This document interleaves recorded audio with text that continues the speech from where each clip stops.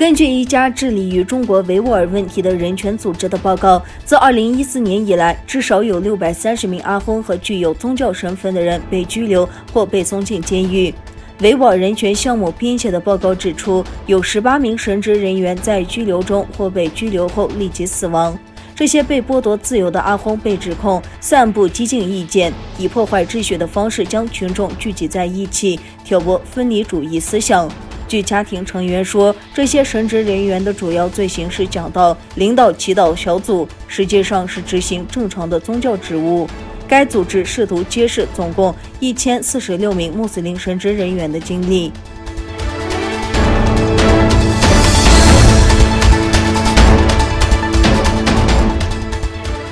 美国国务院5月12日公布了2020国际宗教自由报告。美国国务卿布林肯当天出席记者会时发言说，中国广泛地将宗教言论定为犯罪，并继续对维吾尔、穆斯林和其他宗教和少数民族成员犯下危害人类罪和种族灭绝。布林肯谈到，正如今年的国际宗教自由报告所指出的，对世界各地的许多人来说，这项权利仍然遥不可及。事实上，根据皮尤研究中心的数据，56个国家，包括世界上绝大多数的人，对宗教自由有高度或严重的限制。他随后依照国家举例说，伊朗继续恐吓、骚扰和逮捕少数民族信仰团体的成员；在俄罗斯，当局继续以所谓的极端主义为借口，骚扰、拘留和拘押耶和华见证人以及穆斯林少数民族成员的财产。布林肯说，而中国广泛地将宗教言论定为犯罪，并继续对维吾尔穆斯林和其他宗教和少数民族成员犯下反人类罪和种族灭绝。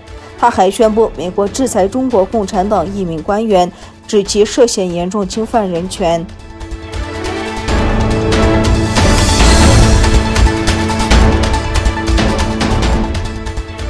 财富杂志发布年全球50位最具影响力的领导人排行榜。维吾尔裔美国人权律师努尔·特克尔排名为17位。财富杂志如此描述：自1998年美国授予他庇护以来，特克尔一直以杰出的人权领袖而闻名。他的工作重点是中国对东突厥散维吾尔人和其他少数民族的待遇。他担任华盛顿特区维吾尔人权项目董事会主席。众议院议长南希·佩洛西去年任命他为美国国际宗教自由委员会委员。他已敦促国会禁止从东突厥散进口棉花、纺织品和其他商品，直到中国结束维权人士所说的对当地居民的拘禁、强迫劳动和文化灭绝。他还列举了有力的理由，敦促美国公司重建供应线并切断与中国的贸易联系。新西兰总理阿登名列第1，特克尔名列第17位。诺贝尔和平奖获得者马拉拉·约索夫扎伊名列榜单第31位。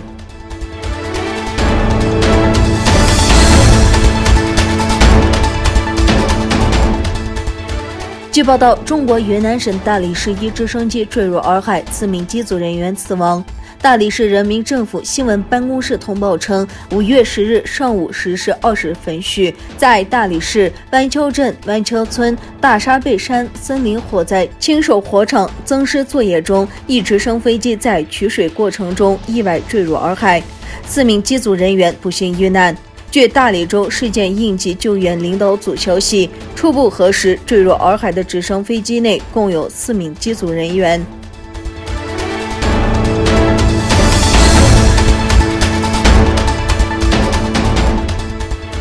作为东突厥散文化和信息中心，我们祝贺包括世界各地的维吾尔侨民在内的全世界穆斯林开斋节快乐！我们真诚地祝贺你们和你们的家人节日快乐！祈愿安拉让我们健康安宁地迎接下一个节日。